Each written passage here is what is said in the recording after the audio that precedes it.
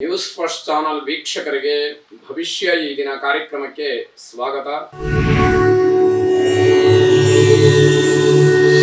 ಮೊದಲು ಮೇಷರಾಶಿ. ಮೇಷರಾಶಿಯವರು ಇವತ್ತು ನೀವು ನಡ್ಕೊಳ್ತಕ್ಕಂತಹ ರೀತಿ, ನೀವು ಆಡುವಂತಹ ಮಾತಿನ ಶೈಲಿ ಇದೆಲ್ಲರಿಗೂ ಕೂಡ ಇಷ್ಟ ಆಗುವಂಥದ್ದು. ನಿಮ್ಮ ಸ್ವಭಾವವನ್ನ ಬೇರೆಯವರು ಮೆಚ್ಚಿಕೊಳ್ಳುವಂಥದ್ದು.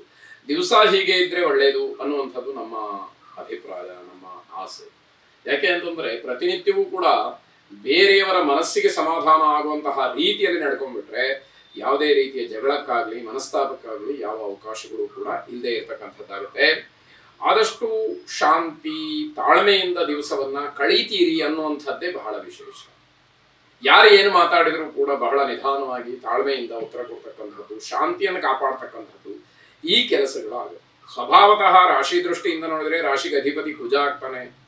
ಆ ಕುಜನ ಒಂದು ಪ್ರಭಾವವನ್ನು ನೋಡಿದಾಗ ಸಿಟ್ಟು ಅಥವಾ ಒಂದು ರೀತಿಯಲ್ಲಿ ಬೇರೆಯವರು ಆಡಿದಂತಹ ಮಾತಿಗೆ ಕೆರಳತಕ್ಕಂಥದ್ದು ಇವೆಲ್ಲ ಇರುತ್ತೆ. ಅದೃಷ್ಟವಶಾತ್ ಅಥವಾ ಗ್ರಹಗತಿಯ ಬಲದಿಂದ ಇವತ್ತು ನಿಮಗೆ ಅಷ್ಟೊಂದು ತಾಳ್ಮೆ ಇದೆ ಅಂತಂದ್ರೆ ವಿಚಿತ್ರ ಅಂತ ಅನ್ಸಿದ್ರು ಕೂಡ ಸತ್ಯವಾದಂಥ ಸಂಗತಿ ಆಗುತ್ತೆ. ಇದನ್ನ ಗಮನಿಸ್ಕೊಳ್ಬೇಕಾದಂಥದ್ದು. ಮನೆಯಲ್ಲಿ ಹಲವಾರು ವಿಚಾರಗಳನ್ನ ಕುರಿತು ಚರ್ಚೆ ಮಾಡ್ತೀರಿ. ಆ ಚರ್ಚೆ ಮಾಡುವಂತಹ ಒಂದಷ್ಟು ವಿಚಾರಗಳನ್ನ ನಿರ್ಧಾರ ಮಾಡಿ ಕಾರ್ಯರೂಪಕ್ಕೆ ತಂದುಕೊಂಡು ಬಿಟ್ರೆ ಬಹಳ ಅನುಕೂಲಕರವಾದಂತಹದ್ದು.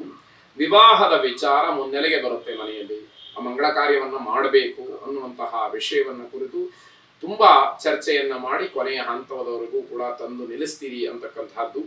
ಹಳೆಯ ತಪ್ಪುಗಳಿಗೆ ವಿಷಾದವನ್ನು ವ್ಯಕ್ತಪಡಿಸ್ತೀರಿ. ಹಿಂದೆ ನಾನು ಈ ತಪ್ಪು ಮಾಡಿಬಿಟ್ಟೆ, ಇದು ಮಾಡಬಾರ್ದಾಗಿತ್ತು, ಮಾಡದೇ ಇದ್ದಿದ್ರೆ ಇವತ್ತು ನಾವೆಲ್ಲೋ ಇರ್ತಿದ್ವಿ, ಹೇಗೋ ಇರ್ತಿದ್ವಿ ಅನ್ನುವಂತಹ ಮಾತುಗಳೆಲ್ಲ ಅಲ್ಲಿ ಬರುವಂತಹದ್ದಾಗತ್ತೆ. ನಿಮ್ಮ ಕೆಲಸವನ್ನ ಯಾವುದೇ ಕಾರಣಕ್ಕೂ ಬೇರೆಯವರಿಗೆ ವಹಿಸಬೇಡಿ.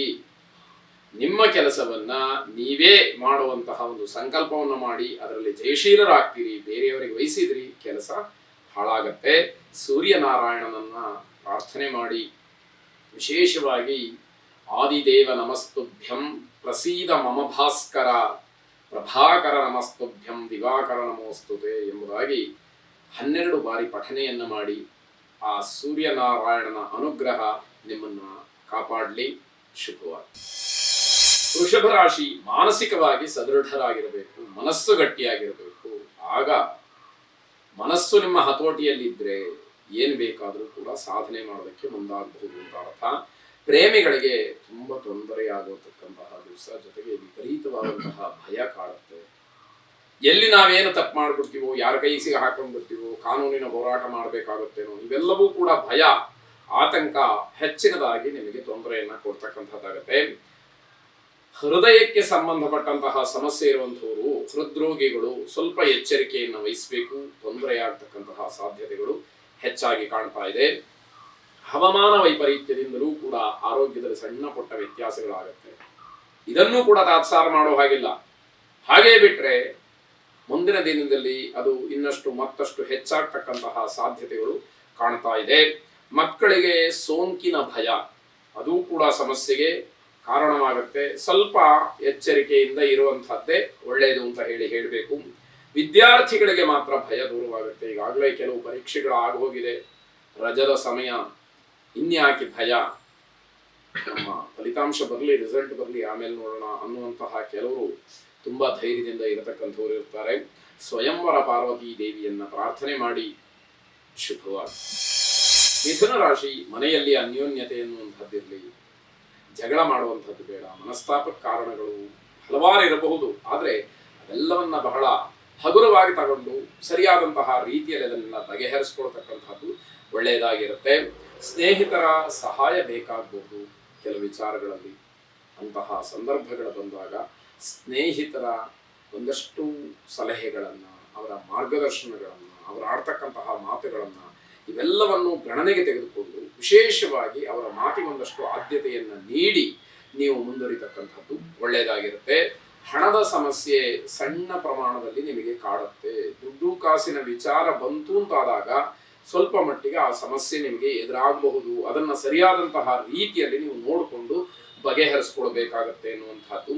ಶತ್ರುಗಳಿಂದ, ವಿರೋಧಿಗಳಿಂದ ನಿಮ್ಗೆ ಏನೋ ತೊಂದರೆ, ಅಡ್ಡಿ, ಆತಂಕಗಳಾಗುವಂತಹ ಸೂಚನೆಗಳಿವೆ. ಹಾಗಾಗಿ ಆ ರೀತಿ ಆದಾಗ, ಆ ರೀತಿಯ ಸಂಭವ ಬಂದಾಗ ನೀವು ತುಂಬಾ ಜಾಣ್ಮೆಯಿಂದ ಅದನ್ನು ಬಗೆಹರಿಸ್ಕೊಳ್ಬೇಕು.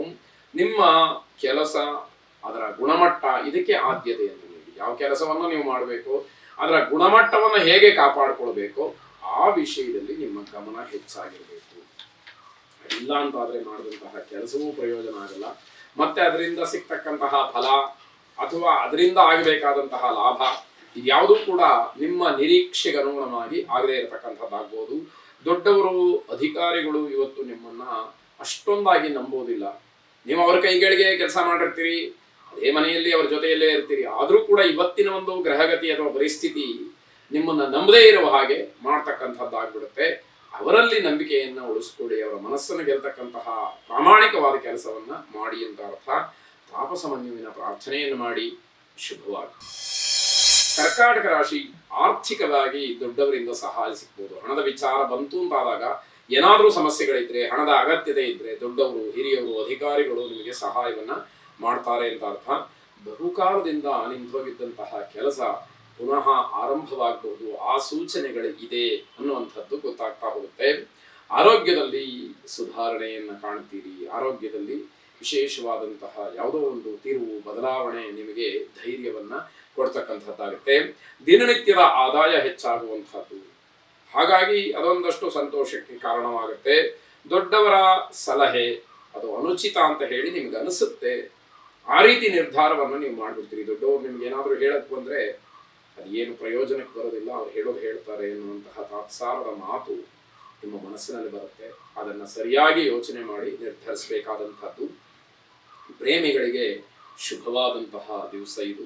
ಇಷ್ಟದೇವತಾ ಪ್ರಾರ್ಥನೆಯನ್ನ, ಇಷ್ಟದೇವತಾ ಆರಾಧನೆಯನ್ನ ಮಾಡಿ. ಶುಭವಾಗಿ.